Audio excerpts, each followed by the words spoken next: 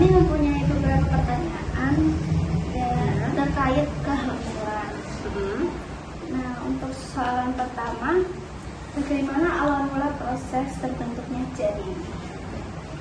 Proses terbentuknya janin. Jadi gini, sel sperma kalau dimasukkan ke dalam sel telur itu kalau mereka ketemu itu dinamakan zigot, ya kan?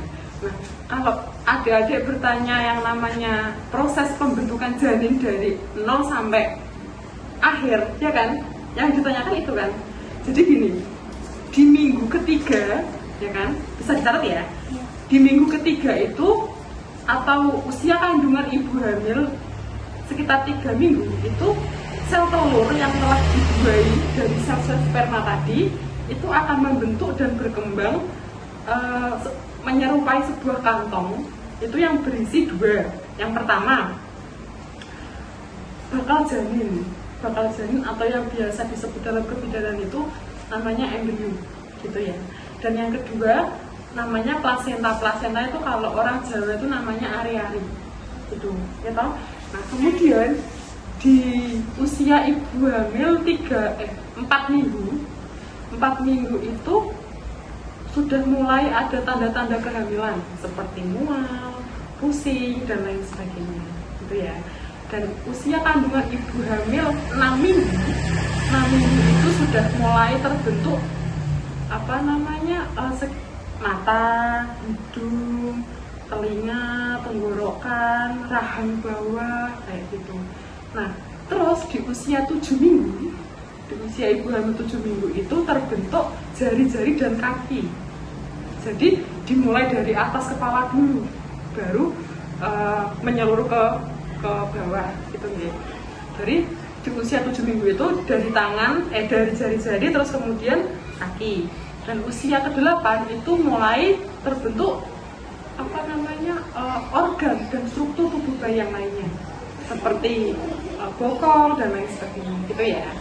Usia kandungan 9, 10, 11 dan 12 itu terbentuknya otak janin. Jadi di usia itu tuh otak janin tuh udah mulai berkembang besar. Otak terus juga alat kelamin bayi di usia 12 minggu itu sudah terbentuk seperti itu. Dan nanti di trimester kedua sampai trimester ketiga itu tinggal perkembangannya aja. Jadi bayi itu semakin besar gitu. Kalau untuk pertumbuhan janin, perkembangan janin itu pasti di trimester pertama di usia 0 sampai 12 minggu tadi. Dan minggu keberapa janin mulai terbentuk?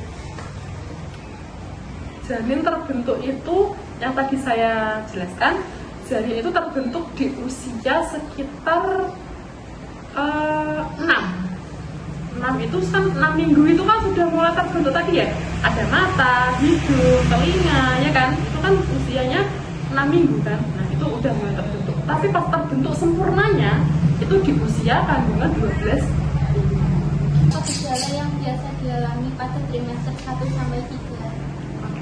Trimester 1 sampai 3 gejala kehamilannya ya.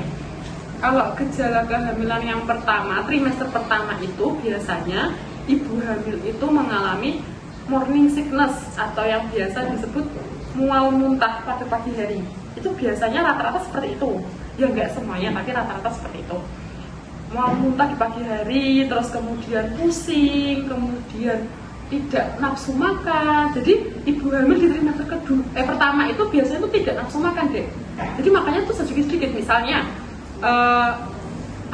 ibu hamil itu lihat buah mangga gitu muntah gitu. Terus lihat terus muntah kayak gitu. Jadi makanya cenderung lebih sedikit dibanding trimester kedua dan ketiga gitu. Terus apalagi ya, jadi kalau trimester pertama itu cenderung rawan keguguran. Karena di usia trimester pertama itu kan lagi proses perkembangan tubuh janin, organ janin kan. Jadi kalau ibu hamil itu banyak goncangan atau banyak gerak itu akan menyebabkan resiko keguguran kayak gitu. Jadi terus trimester yang kedua ini ibu hamil itu sudah mulai nafsu makannya bertambah. gitu. Jadi yang awalnya dia mual muntah, ya toh, nanti itu di trimester kedua itu ibu hamil biasanya agak berkurang.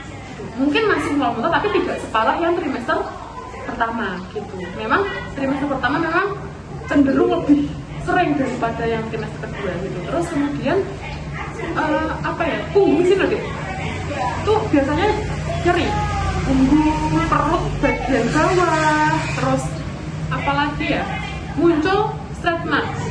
Kalian mungkin udah nggak asing ya, kayak itu ada garis-garis yang ada di perut tuh loh. Pas ibu hamil kan biasanya kalau perutnya membesar itu kan ada garis-garisnya. Nah itu biasanya kan terjadi karena perutnya kan awalnya kan kempes, ya toh, terus tiba-tiba ada jarinya kan besar, terus kulitnya kering, makanya itu terjadi stretch marks atau ada garis-garis pada perut, bisa juga di paha, bisa juga di area payudara gitu. Terus selanjutnya trimester ketiga. Kalau trimester ketiga itu biasanya cenderung lebih ke sering pipis. Kenapa kok sering pipis? Karena gini, kepalanya kan sudah di bawah, ya toh. Nah ini dimisalkan ya, ini tuh contohnya, ini misalkan kantong kemih yang buat pipis, tempat wadah pipis. Nah ini kepala bayi, nah otomatis kan kedorong sama kepala bayi, jadi dia cenderung lebih sering pipis gitu. Jadi makanya kenapa ibu hamil disarankan kalau misalkan minum air putih, ya kan, itu lebih banyakkan pagi sama siang hari. Kalau malam dikurangi. Kenapa? Kalau dia sering minum, otomatis kan dia sering pipis. Nah kalau malamnya dia sering minum, otomatis malamnya kan dia dikit-dikit kebangun, nanti malah menyebabkan pusing gitu. Terus apa lagi? Sering pegel juga sama, sering pegel, terus lemes, ngos-ngosan gitu loh dek. Kan ibu hamil kan yang di bawah kan berat ya kan perutnya, jadinya itu dia tuh cenderung lebih ke lelah gitu. Ya, next. Untuk pertanyaan keempat, perkembangan otak janin berada di usia berapa? Perkembangan otak janin yang sempurna ya, yang sempurna itu di usia 12 minggu. Sekitar 11 sampai 12 minggu itu otak janin itu sudah berkembang pesat. Pertanyaan kelima, kapan waktu yang tepat untuk melihat jenis kelamin janin? Jenis kelamin bayi ya, gini, di usia 12 minggu itu kan sudah terbentuk jenis kelamin bayi, ya kan? Jadi yang berhak untuk melihat jenis kelamin bayi itu ya dokter melalui USG. Biasanya keseringan itu disarankan usia 7 bulan gitu. 7 bulan itu waktu yang pas untuk melihat jenis kelamin bayi. Kita kan hanya melihat dari gambar ya dek, tapi kan kita tidak mendahului kehendak dari yang Tuhan, ya dari Tuhan. Kita cuma melihat sesuai apa yang ada di gambar monitor USG. 7 bulan. Bagaimana posisi yang sempurna sebelum bayi dilahirkan? Posisi yang sempurna, kalau ditanya posisi yang sempurna itu jawabannya adalah kepala harus di bawah. Jadi kepala itu perumpamaan apa ya? Diumpamain ini. Nah, ini kan perut ibu hamil. Bayangkan ini perutnya ibu hamil ya. Ini perut ya. Ini bentuknya bulat. Sudah deh, kan ini bentuknya bulat, ya kan? Nah, kepala itu harus di bawah. Nah, yang di atas itu bisa bokong, bisa kaki. Nah, nanti jari-jarinya, jari-jari tangan dan kaki bisa di kanan atau di kiri. Disarankan kalau misalkan sungsan itu harus sujud. Supaya apa? Supaya dia itu bisa balik itu, kepalanya bisa di bawah. Gitu. Jadi kalau melahirkan itu, yang lahir duluan itu harus kepala. Tidak boleh bokong dulu. Jadi tadi jawabannya apa? Harus Apanya yang di bawah? Kepalanya, ya. Janin dilahirkan pada usia berapa minggu? Janin dilahirkan pada usia berapa minggu? Jadi kalau janin itu dilahirkan waktu yang pas ya, itu usia 38 sampai 40 minggu. Jika bayi lahir belum di usia 38, misalkan di bawah 37 minggu, nah itu dianggap yang namanya prematur. Meskipun berat badannya normal, semuanya normal, tapi kalau lahirnya belum ada 38 minggu atau di bawah 37 minggu, itu dianggap prematur. Kalau misalkan kok lahirnya di atas 40 minggu, misalkan lahirnya 41 minggu, itu dinamakan post-aterum. Gitu, post-aterum. Jadi bayi lahir melebihi bulan. Kayak gitu. Pengertiannya kayak gitu. Kalau jadi yang pas itu sekitar usia 38 minggu sampai 40 minggu. Waktu yang pas. Kan ada yang ditanya lagi? Pertanyaan selanjutnya, vitamin apa yang biasa diminum oleh ibu hamil? Oke. Vitamin kalau untuk trimester pertama itu yang dikonsumsi ibu hamil itu yang harus mengandung tablet Fe atau tablet penambah darah. Kemudian ada asam folat. Gitu. Jadi obat penambah darah itu fungsinya agar ibu hamil itu tidak terjadi anemia atau kekurangan hemoglobin. Jadi nanti pas lahiran ibu hamil itu tidak perdarahan. Kalau untuk asam folat itu fungsinya itu untuk menunjang perkembangan janinnya, gitu loh. Jadi selain dari makanan-makanan, ibu hamil juga harus mengonsumsi obat-obatan.